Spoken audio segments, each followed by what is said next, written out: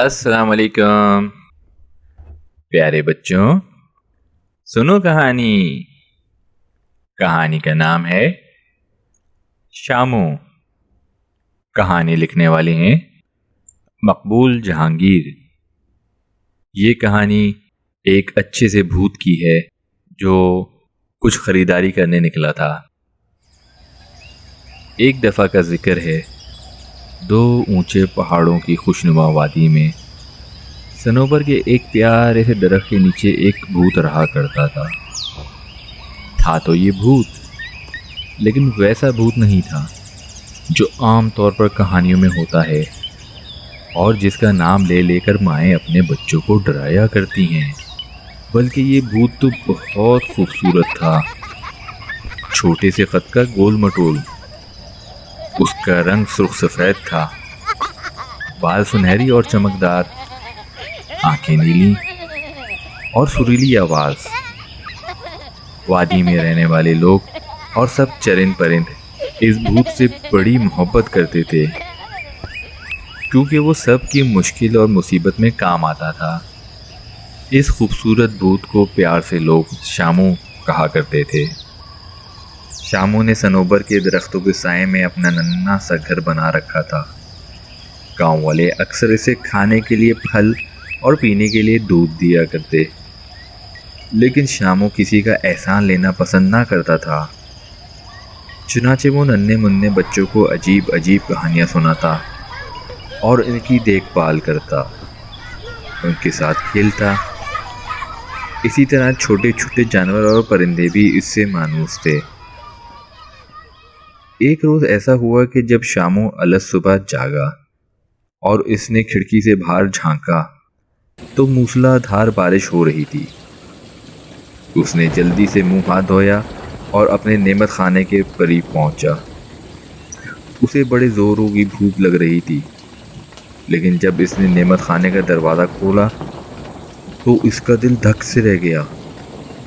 نعمت خانہ خالی پڑا تھا، بالکل خالی۔ اسے یاد آ گیا کہ نعمت خانہ تو کل ہی خالی ہو چکا تھا۔ اس نے اپنے بستر کے نیچے سے چند سکے نکالے اور سوچنے لگا کہ بازار جا کر کھانے پینے کی چیزیں خرید لائے، لیکن باہر تو اتنی تیز بارش ہو رہی تھی کہ اس سے پہلے کبھی ہوئی ہی نہیں تھی۔ وہ بارش رکنے کا انتظار کرتا رہا، اور جب بارش نہ رکی تو اس نے اپنے ربڑ کے جوتے نکالے، پہنے، سرخ رنگ کی برساتی اوڑھی، سبز رنگ کی چھتری اٹھائی اور اللہ کا پاک نام لے کر بارش میں چل پڑا۔ ہاں بھائی، اس کے ہاتھ میں بڑی سی ٹوکری بھی تھی جس میں وہ مارکیٹ سے خریدا ہوا سامان رکھ کر لانا چاہتا تھا۔ کچھ کیلے، کچھ سیب، گاجریں، مولیاں، تازہ انڈے اور میدے کی نرم نرم روٹیاں۔ راستے میں شامو کو ایک چھوٹی سی حسین بطخ ملی۔ وہ بھی بارش میں بھیگتی ہوئی بازاروں کی طرف جا رہی تھی۔ بطخ نے شامو کو دیکھا تو اس سے التجا کی، بھائی شامو، کیا تم مجھے اپنی چھتری کے سائے میں نہیں لے سکتے؟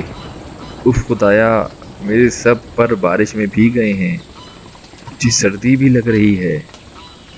تمہارے پاس تو اتنی بڑی چھتری ہے، میرے پیلے رنگ کے جوتوں کی پالش آج ہی ختم ہوئی ہے اور مجھے مارکیٹ سے پالش ضرور خریدنی ہے، کیونکہ مجھے آج ہی اپنی ایک سہیلی بطخ کی شادی میں جانا ہے۔ شامو نے بطخ کو چھتری کے نیچے بلا لیا اور اس کا ایک ہاتھ پکڑ کر آگے چل پڑا۔ ابھی وہ دونوں تھوڑی دور ہی گئے تھے کہ انہیں کیچڑ کے کنارے ایک سفید رنگ کا چھوٹا سا چوہا ملا۔ وہ بیچارہ بارش میں بھیگ رہا تھا اور سردی سے اس کا سارا جسم کانپ رہا تھا۔ شامو کو دیکھتے ہی سفید چوہے نے بڑی عاجزی سے پکارا، شامو بھائی، کیا تم مجھ پر اتنی مہربانی کرو گے کہ مجھے اپنے ساتھ مارکیٹ تک لے چلو؟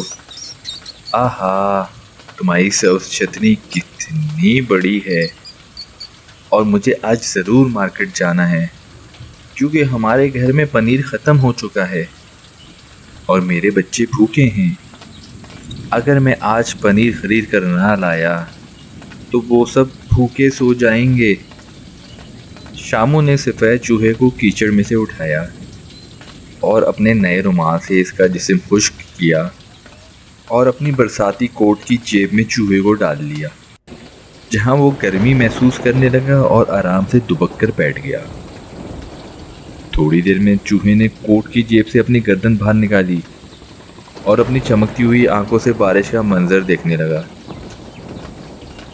جب وہ اور آگے آ گئے تو انہیں سرخ رنگ کی ایک پیاری سی مکڑی نظر آئی جو بارش میں تربتر مارکیٹ کی طرف چلی جا رہی تھی۔ جو ہی سرخ مکڑی نے شامو کو دیکھا، وہ پلٹ کر اس کی طرف آئی اور 1 سیکنڈ میں اس کی ٹانگ پر چڑھ کر کندھے پر بیٹھ گئی اور بولی، آہا شامو بھائی، تم بڑے اچھے وقت پر آئے۔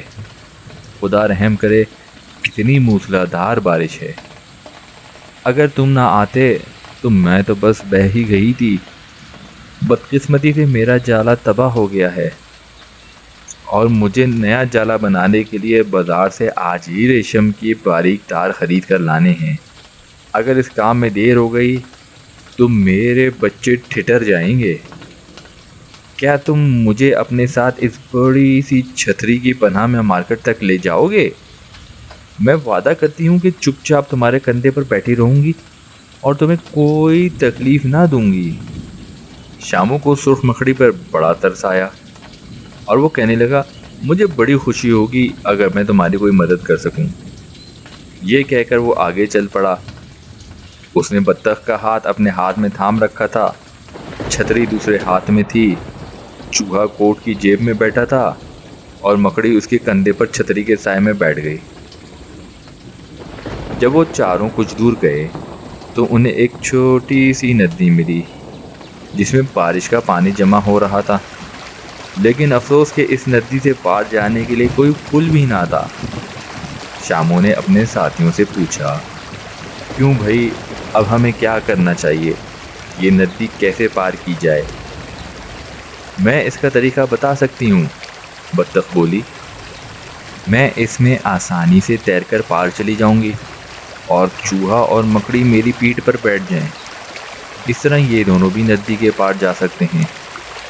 اب رہے تم شامو، تو تم بہت بھاری ہو، میں تو تمہارا وزن برداشت نہیں کر سکتی، اس لیے تم ندی پار کرنے کا کوئی اور راستہ اختیار کرو۔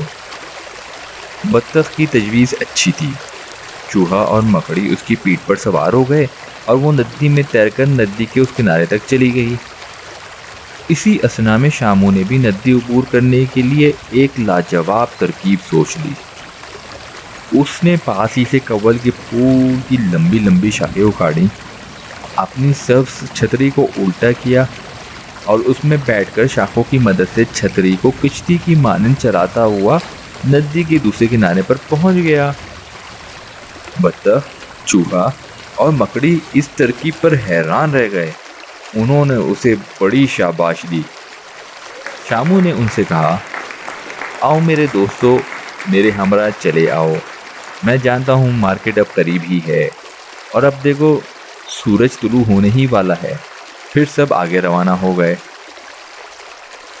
بارش تھم چکی تھی، بادل چھٹ گئے تھے اور دور مشرق میں سورج کی سنہری کرنیں آسمان پر نمودار ہو رہی تھیں۔ چند منٹ بعد ہی وہ سب کے سب مارکیٹ میں پہنچ گئے۔ دکانیں کھل چکی تھیں اور دکاندار گاہکوں کا انتظار کر رہے تھے۔ یہاں سے وہ سب اپنی اپنی ضرورت کی چیزیں خریدنے کے لیے علیحدہ ہو گئے۔ شامو اپنے کھانے پینے کا سامان لینے چلا گیا۔ سفید چوہا سونگھتا سونگھتا اس دکان تک پہنچ گیا جہاں پنیر بکتا تھا۔ بطخ اپنے جوتوں کے لیے پیلے رنگ کی پالش خریدنے چلی گئی اور مکڑی اپنا جالا بننے کے لیے ریشم کے تاروں کی دکان تلاش کرنے لگی۔ شامو کی ٹوکری جلدی کیلوں، گاجروں، انڈوں، بسکٹوں اور دوسرے سامان سے بھر گئی۔ اس کے بعد چوہا بھی سرخ رنگ کا ڈھیر سا پنیر لے کر آ گیا جو اس نے اپنی لمبی دم میں بڑی احتیاط سے بنوا لیا تھا۔ بطخ بھی اپنے پیلے رنگ کی پالش خرید کر واپس آ گئی، لیکن مکڑی کو ریشم کی مضبوط تاروں کی دکان کہیں نہیں ملی۔ آخر ایک رحم دل گلہری نے اسے اس دکان کا پتہ بتایا اور ریشم کا تار خریدنے میں مکڑی کی مدد کی۔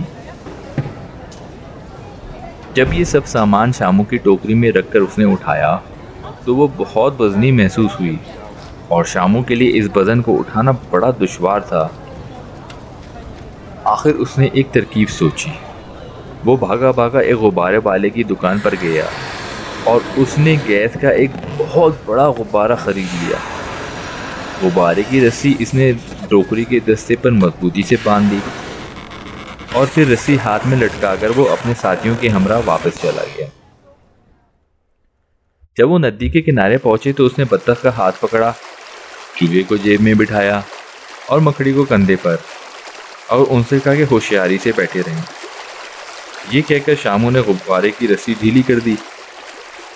گیس کا غبارہ تیزی سے فضا میں بلند ہوا اور چند سیکنڈ میں انہوں نے ندی کو پار کر لیا اور دوسرے کنارے پر اتر گئے۔ اب سورج آسمان پر نمودار ہو چکا تھا، پرندے چہچہا رہے تھے، درخت خوشی سے جھوم رہے تھے۔ بطخ، مکڑی اور چوہے نے شامو کا بہت بہت شکریہ ادا کیا اور اپنے اپنے گھروں کو چلے گئے۔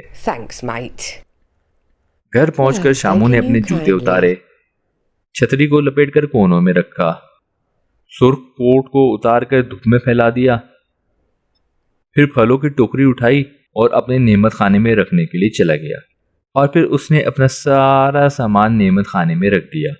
اب اس کا نعمت خانہ سارا پھلوں اور پنیر سے بھرا ہوا تھا۔ وہ ایک دم کھلکھلا کر ہنس پڑا۔